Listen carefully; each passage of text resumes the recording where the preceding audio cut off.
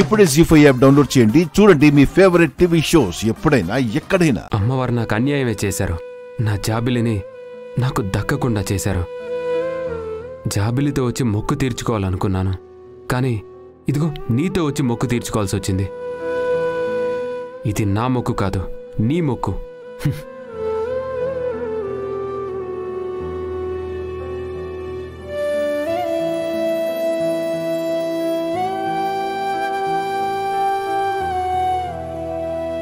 అమ్మా, వకీల్ సాబ్ అలా అన్నాడని వకీల్ సాబ్ మీద కోపగించుకోకమ్మా. పున్నమి, వకీల్ బాబు అలా చేసినందుకు నువ్వేం బాధపడకు. ఇప్పుడు మీరు మొగుడు పెళ్ళాలు. ఆయన మొక్కుకున్నా నువ్వు మొక్కుకున్నా అమ్మవారు ఖచ్చితంగా నెరవేరుస్తుంది. సరేనా? పద వెళ్దాం. సరే పద. రేయ్, మా నుండి తప్పించుకుంటావా? నీ సంగతి చెప్తాను రా. వదలరా. కొండమ్మా, అక్కడేదో గొడవ జరుగుతుంది, పట్టుకో. రేయ్, వదలరా. వదలరా. రేయ్, ఈ రోజు అయిపోయావు.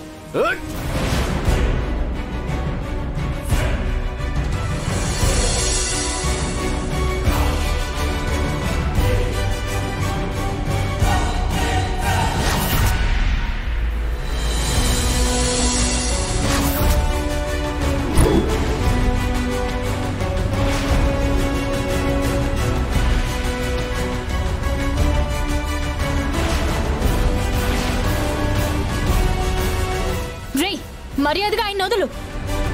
వదులు.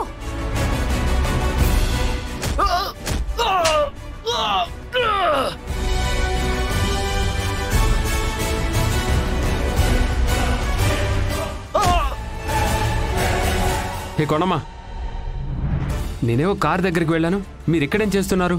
అది అయినా పున్నం ఎక్కడుంది? అదిగో అక్కడుంది బాబు.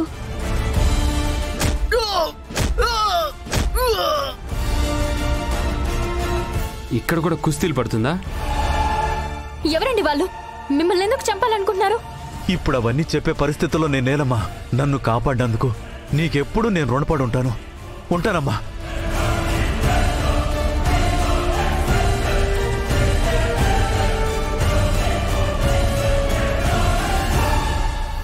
ఎవరికన్నా సమస్య ఉంటే చాలు, ఈవిడ గారు వెళ్ళిపోయి అందులో తలదూరు చేస్తారు.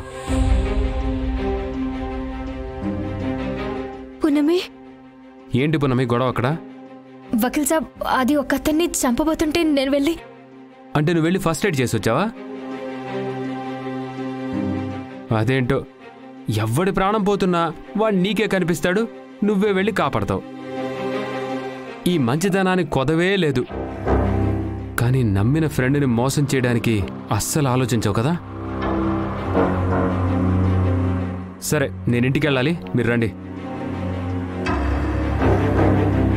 వకీల్ సాబ్ మోసం ద్రోహం అని అన్నప్పుడల్లా నా గుండె ఆగిపోయినంత పని అవుతుంది కొండమ్మా.